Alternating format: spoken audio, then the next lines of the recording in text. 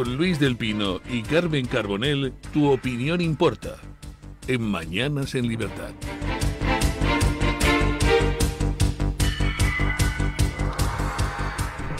8:03, 7:03 en las Islas Canarias.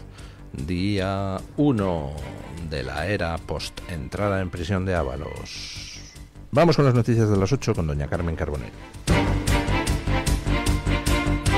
El exministro José Luis Ábalos y Koldo García entran en prisión provisional por riesgo extremo de fuga. El juez del Tribunal Supremo, Leopoldo Puente, ordenó ayer el ingreso en la cárcel de manera provisional, comunicada y sin fianza, al apreciar un riesgo extremo de fuga ante las elevadas penas que afrontan por las presuntas comisiones irregulares en contratos de mascarillas durante la pandemia. El magistrado sostiene que las medidas cautelares anteriores, las comparecencias periódicas y la retirada del pasaporte ya no garantizan que eludan la acción de la justicia.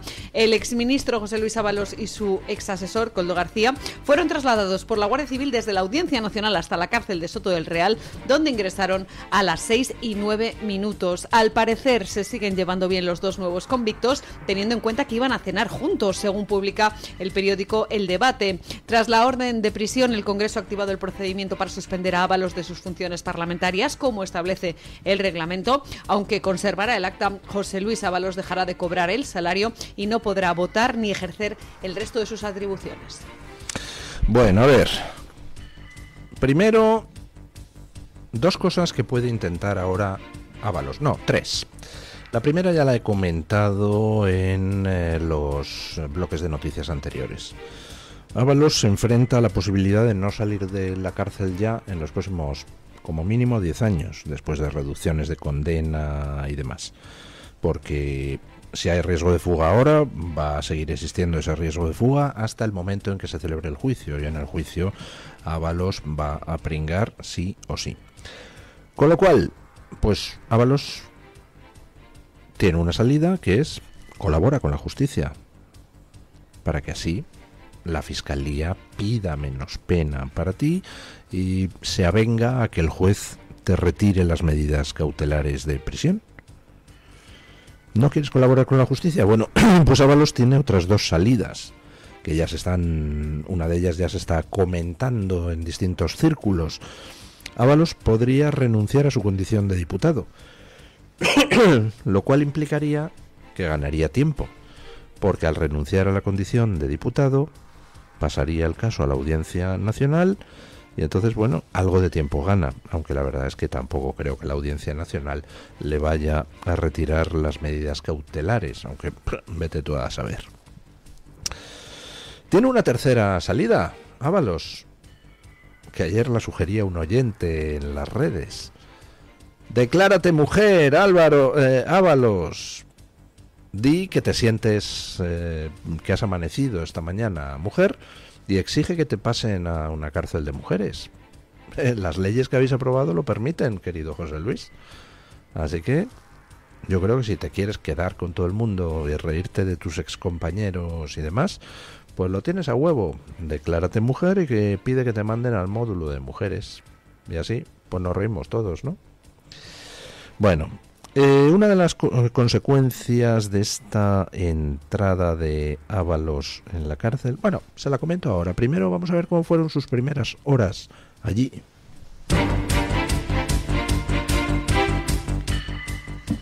Tal y como les estamos contando, José Luis Ábalos entró en la cárcel a las 6:09. Al parecer, según se cuenta en el diario El Debate, los dos nuevos convictos se siguen llevando bien, puesto que habían quedado para cenar ese mismo día.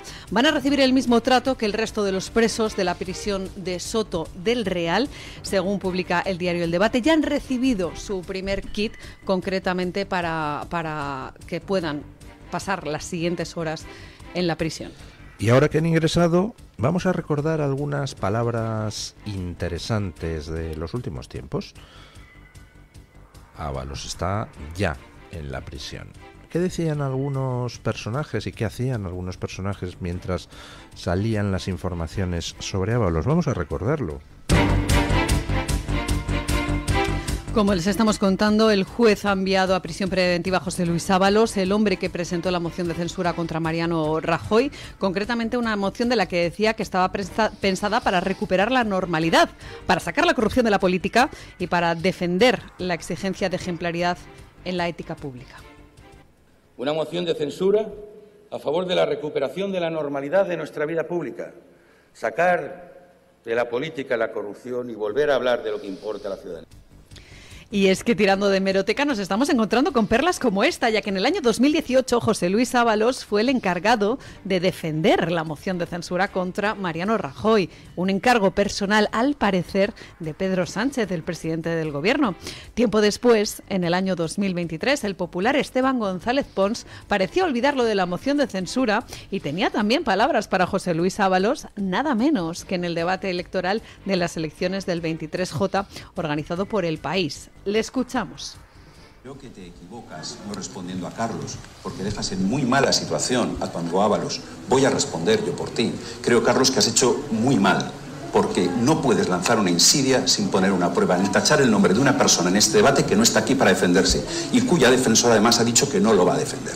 Por lo tanto, por mi parte, te censuro esa declaración que has hecho sobre José Luis Ábalos, a la espera de que lo haga también Diana Morán. Y es que el caso de José Luis Ábalos, mano derecha de Pedro Sánchez en Ferraz y en el Gobierno, ha sido el de una caída anunciada. Ya en el año 2020, en el Congreso de los Diputados, empezaba a hablarse de la corrupción cuando apenas era una sospecha. Pues bien, escuchen la sonora ovación del Partido Socialista y de sus socios en el Congreso a José Luis Ábalos, una ovación que duró más de 2 minutos y con la que intentaron limpiar su imagen porque su popularidad se estaba desplomando.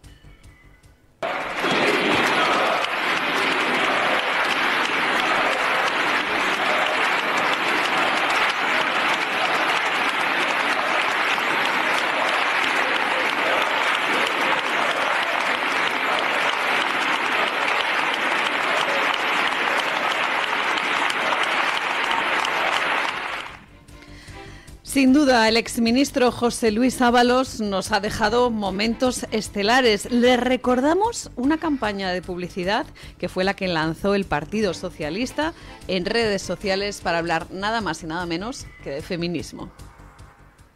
Soy feminista porque soy socialista, porque el compromiso con la igualdad entre hombres y mujeres forma parte del ADN de nuestro proyecto político. Un proyecto para construir un país sin desigualdades, y en el que las mujeres se sientan libres, vivas y seguras. Fíjense que hasta Pablo Iglesias, en el año 2021, cuando surgieron las primeras informaciones sobre la vida privada de José Luis Ábalos, se dedicó a tildar de basura a los medios de comunicación que publicaron datos que ahora se están comprobando sobre esa trama de corrupción en la que estaba envuelto tanto el exministro José Luis Ábalos como buena parte del PSOE, según estamos comprobando. Ay, qué bonito todo. Ábalos es feminista porque es socialista, por eso se repartía las pilinguis con Koldo por teléfono. Ábalos fue el que representó al PSOE en la moción de censura contra Rajoy por la corrupción. Es que si haces una serie de Netflix con todo esto, yo creo que al guionista le despedirían. Pero tío, qué cosas tan inverosímiles estás escribiendo. Es mucho mejor la realidad, mucho más rocambolesca que las series.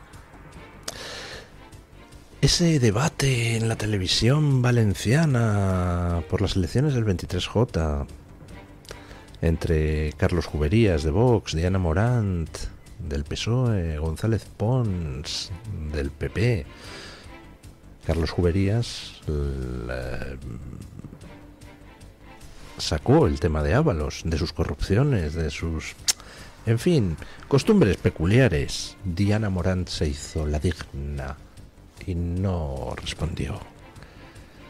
Y González Pons salió a defender a Ábalos, afeando al de Vox que se metiera con Ábalos. Ay, González Pons. ¿Qué tendrá González Pons que le gustan tanto este tipo de gente corrupta? Esa Diana Morant que estaba en ese debate, pues ahora dice que tiene que caer todo el peso de la justicia sobre Koldo y Ábalos, que creía Ábalos que iba a ser impune toda la vida. Tienen un morro que se lo pisan. Y la culpa de que puedan ejercer ese morro, Ábalos, la tienes tú. Tenías que haber cantado hace mucho tiempo, atontado. Ahora me parece que se te está cerrando la ventana de oportunidad. Pero bueno, yo qué sé, tú sabrás.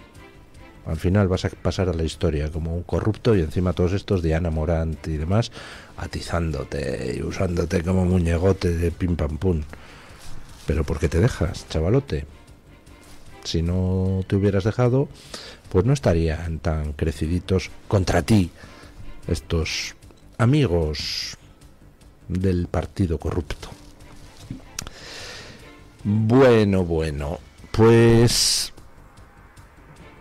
hablando de momentos estelares, me gustaría que escucharan ustedes esto, porque los jetas del Partido Socialista, que son, en fin, están los que tienen morro, los que tienen mucho morro, y luego los del Partido Socialista. Cuando escuchen ustedes a un progre acusar a alguien de algo, ya se lo he dicho muchas veces en estos micrófonos, apuesten a que quien está cometiendo ese algo es el progre. Vamos, en el 99% de las veces acertarán. Escuchen a la líder del PSOE en Alicante, que no se le ha ocurrido otra cosa que tildar a los de Vox de hijos del franquismo. Escuchen. Les hablamos ahora de memoria histórica, o más bien de la falta de memoria, porque Ana Barceló, la portavoz del PSOE en Alicante, acusó a Vox de ser hijos de la dictadura durante un pleno municipal, pero ha salido a la luz que su padre, Luis Barceló, fue alcalde franquista. Y ahora van a elegir desde Madrid, entre Abascal y Feijóo, a quien tendría que ser nombrado y elegido por el pueblo valenciano. Eso es lo que hacen ustedes, que son hijos de la dictadura, son hijos del franquismo y son hijos de un dictador. Concretamente, el padre de la socialista Ana Barceló fue alcalde en Sax entre los años 1950 y 1958, es decir, en tiempos de Franco. Documentos oficiales de la época recogen proclamas como Viva Franco y Arriba España, pronunciadas por el padre de Ana Barceló, así como referencias al nuevo Estado y a la Falange. Vaya, o sea que la líder socialista en Alicante se pone a acusar de hijos del franquismo a los de Vox, cuando su padre era alcalde franquista. Es que no falla. Progre acusando de algo a alguien, de lo que sea, quiere decir que ese progre lo está cometiendo. ¿Y qué hacemos ahora, señora Barceló? Es usted una hija del franquismo. Debería retirarse de la política pública. Bueno, ¿para qué? Puede llegar muy lejos. Fíjense, Bono, hijo de alcalde falangista. Fíjense, María Teresa Fernández de la Vega, hasta ahora yo creo presidente del Consejo de Estado o algo, ¿no? Y fue vicepresidenta del gobierno, también hija de ilustres franquistas. Bueno, la familia de Sánchez también tuvo algún guardia civil franquista, ¿verdad? ¿Cómo se lo pasan? Por cierto, el suegro de Sánchez parece que muy de izquierdas no era. A pesar de lo cual a Sánchez le pareció bien su dinero para financiar las primarias. En fin. Y uno que la linde se ha acabado, pero que como buen tonto sigue. El presidente de Radio Televisión Española, escuchen. Terminamos el repaso a las noticias con una información relacionada con el Festival de la Canción de Eurovisión, porque siguen las dudas de si España participará en el concurso de 2026. El presidente de Radio Televisión Española reiteró que si la organización mantiene a Israel como participante, España no asistirá. José Pablo López acusa a Israel de genocidio en Gaza y critica, de hecho, la falta de sanciones en los últimos 2 años por parte de la UER, la entidad que lo organiza. España, como sabrán, forma parte del grupo de los llamados Big Five, es decir, los 5 países que acceden directamente a la final y que son los fundadores del concurso y que además son los que más financian este festival. Pues bien, la UER decidirá el futuro de Israel en su asamblea, que se celebra la semana que viene, concretamente el 4 y el 5 de diciembre en Ginebra.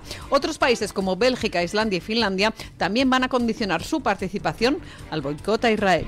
Este año además se da la circunstancia de que Eurovisión celebra su 70 aniversario y el festival se celebrará en Viena del 12 al 16 de mayo. Curiosamente, el Benidorm Fest, que es el concurso de televisión española hecho ex profeso para buscar al candidato de Eurovisión, sí que va a seguir adelante en febrero, aunque quizás su ganador después no represente finalmente a España. ¿No vamos a ir a Eurovisión? Pues bueno, eso que nos ahorramos, ¿no? Porque Eurovisión se va a celebrar y se va a celebrar con Israel. Ya ha dicho Alemania que si a Israel se le excluye, Alemania se va y con ella se van otros países. Así que, ¿ustedes qué creen? ¿Quién va a faltar a la cita de Eurovisión? ¿Israel o España? ¿Apostamos? ¿Apostamos a que hay gatillazo al final y a que España irá a la cita de Eurovisión, a pesar de que Israel vaya también? Al final, todo este tipo de cosas, pues, tienen dos lecturas. La económica, que imagino yo que habrá gente que estas tonterías del sectario presidente de Radio Televisión Española no le gustan mucho. Y luego está la cuestión política. ¿Qué es lo que se pretendía con aquello de tratar de expulsar a Israel? Lanzar el mensaje de que Israel queda aislado. Estos nuevos nazis pues intentan por todos los medios dar rienda suelta a su antisemitismo en todo. Pero claro, si al final resulta que quien se descuelga es España, pues ¿qué mensaje político se va a dar? Que quien queda aislada es España. Así que, señor López, ¿que no vamos a ir a Eurovisión? Lo veremos. Yo creo que sí, vamos a ir a Eurovisión. Y, por cierto, lo que está haciendo López, no sé, creo que algún jurista de algún partido debería analizarlo. Porque el grado de servilismo al que se está llegando en televisión española al servicio de ciertas causas y de cierto partido, el PSOE, está alcanzando cotas nunca vistas. Televisión española no solo está colocando a toda una serie de personajes que jamás serían nada en el mundo del periodismo si no lamieran botas de Sánchez, los está colocando con nuestro dinero. Ha hecho de Radio Televisión Española lo más sectario del mundo, llegando a cosas como, por ejemplo, difundir la dirección y el DNI de esa periodista Maribel Vilaplana, o no me acuerdo el nombre de pila, que comió con Mazón el día de la Dana. Eso no está permitido por las leyes y ya les ha demandado ante la Agencia Española de Protección de Datos, Maribel Vilaplana. Pero es que en la investidura de Pérez Llorca llegaron a titular Inboxtidura de Pérez Llorca. Obviamente todo eso está fuera de cualquier tipo de neutralidad y pues no sé, pero imagino que hay alguna cobertura legal para demandar a esta gente, ¿no? Porque han pasado todas las líneas rojas.